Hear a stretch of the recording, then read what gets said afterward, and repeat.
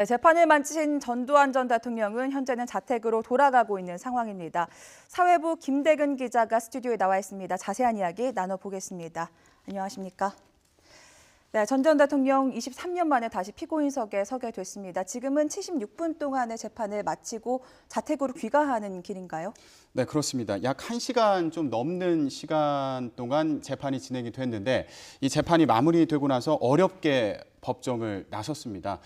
법정을 차량이 벗어나는 과정에서도 5월 그 단체를 비롯해서 광주 시민들이 계속 막아서는 모습을 볼 수 있었고요. 네. 그리고 기자들도 그 광주 시민들에게 사과할 생각이 없느냐, 그리고 뭐 공소 사실을 모두 부인하는 거냐 이런 질문을 계속했지만 대답은 들을 수 없었습니다. 그래서 결국 계속 그 나가지 못하고 막혀 있다가 굉장히 천천히 법원을 나가는 모습을 볼 수 있었습니다. 네, 오늘 재판은요 5.18 당시 헬기 사격 목격을 증언했던 고 조비오 신부의 명예를 훼손한 혐의로 기소가 된 건데 전두환 전 대통령 측 공소 사실을 전면 부인했다고 하죠. 네, 그렇습니다. 이번 혐의를 좀 정리를 해보자면 2017년 4월에 전두환 씨가 회고록을 펴냈습니다. 여기에서 주장을 했던 게 고 조비오 신부의 주장이 거짓말이다 이렇게 얘기를 했거든요. 그런데 고 조비오 신부가 얘기를 했던 게 5.18 민주화운동 당시에 헬기 사격을 목격했다는 거였습니다. 그런데 이 내용을 부정하면서 이 주장을 부정하면서 조비오 신부에 대해서 원색적인 비난을 쏟아냈습니다. 뭐 거짓말쟁이라든가 사탄이라든가 이런 표현을 써가면서 원색적인 비판을 했는데 이게 사자 명예훼손 혐의는 친고죄입니다. 그러니까 고소가 있어야지 그 재판에 넘겨질 수 있는 사안이거든요. 네. 그래서 친족이나 자손이 고소를 하도록 되어 있는데 그 조카인 조영대 신부가 고소를 하면서 이 사자 명예훼손과 관련된 재판이 진행되게 된 상황이고요. 그런데 오늘 그 재판에서는 이 공소 사실을 모두 부인했습니다. 네. 그러니까 헬기 사격과 관련된 그 주장은 아직 논쟁의 여지가 있다 이런 얘기를 했고요. 그런데 이에 대해서 그 검찰 측에서는 이미 이거는 확인된 사실이다 이렇게 얘기했습니다. 96년도에 그 전두환 씨가 재판을 또 받지 않았습니까? 그 당시에도 5.18 그 광주 민주화 운동을 유혈 진압한 것과 관련해서 재판을 받았는데 이때도 관련 진술에 헬기 사격 진술이 있었다 이런 네. 얘기를 하기도 했고요.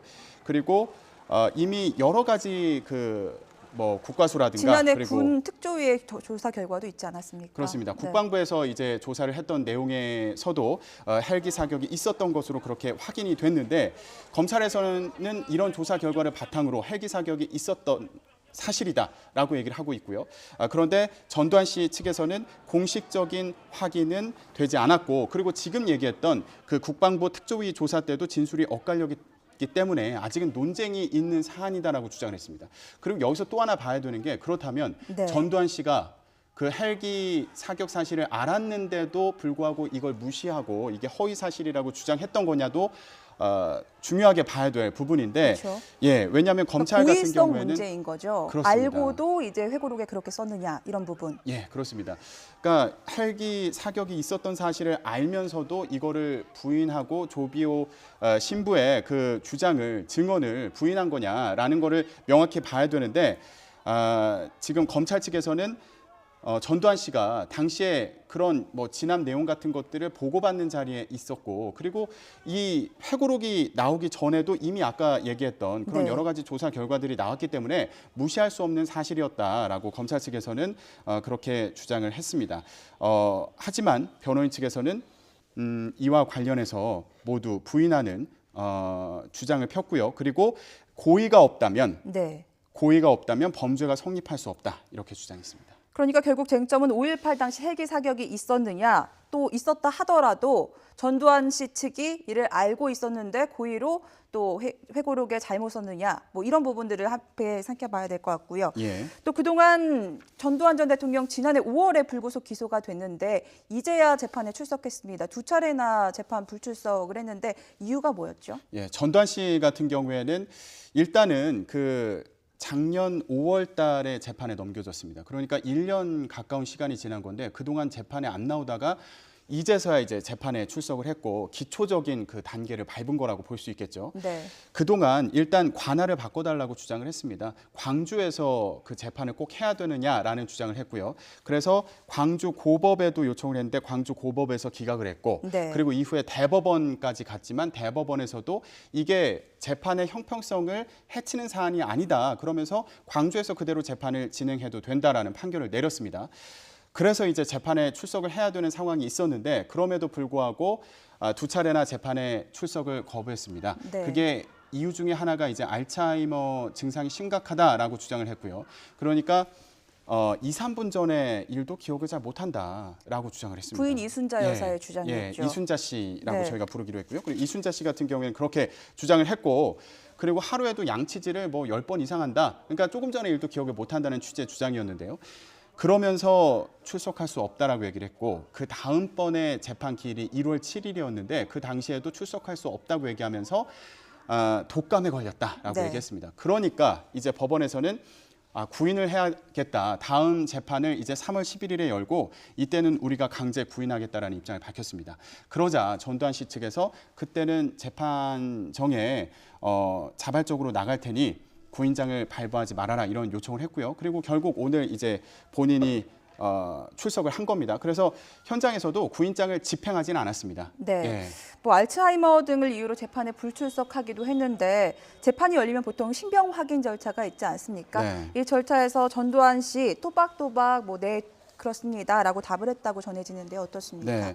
뭐 신원 확인을 하는 절차가 이제 처음에 있는데 이 과정에서 전두환 씨가 그 진술 거부권에 대해서 설명을 듣는 그 순서가 있었습니다. 그런데 이 과정에서 재판장님 말씀을 잘 알아듣지 못하겠습니다. 이렇게 얘기를 했다고 합니다. 그게 네. 잘 들리지 않는다는 취지의 얘기였던 것으로 아무래도 보이는데 좀 고령이고 하니까요. 네. 예, 그렇습니다. 그래서 헤드셋을 쓰고 이후부터는 그 재판을 진행한 것으로 그렇게 전해지고 있습니다.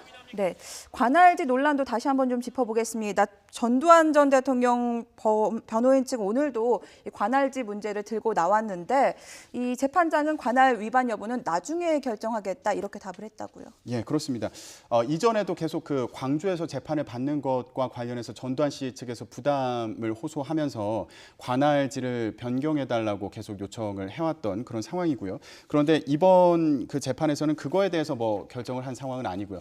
이게 사실 대법원에서도 이미 광주에서 재판을 받는 게 뭐 그 재판에 안 좋은 영향을 미치는 게 아니다라고 해서 오늘 재판을 받게 된 거 아닙니까? 네. 그런데 오늘 다시 한번 그 전두환 씨 측에서 이 부분에 대해서 요청을 했고 그런데 이거를 다음에 판단하자. 그래서 다음번 재판이 이제 4월 8일 날 잡히지 않았습니까?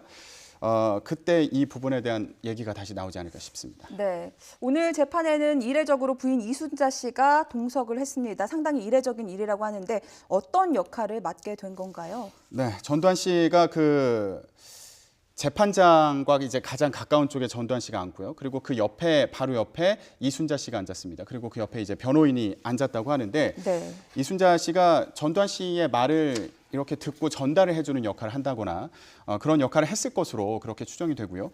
그리고 이전에도 이게 말씀하신 것처럼 굉장히 이례적인 상황인데 애초에 그 전두환 씨 측에서는 알츠하이머 증상을 앓고 있다고 또 주장하지 않았습니까? 그리고 전두환 씨가 굉장히 불안해하고 있다 이러면서 이순자 씨가 같이 가서 지금도 24시간 함께하고 있기 때문에 재판에도 함께하면서 도움을 주는 것이 좋겠다라는 요청을 했고요.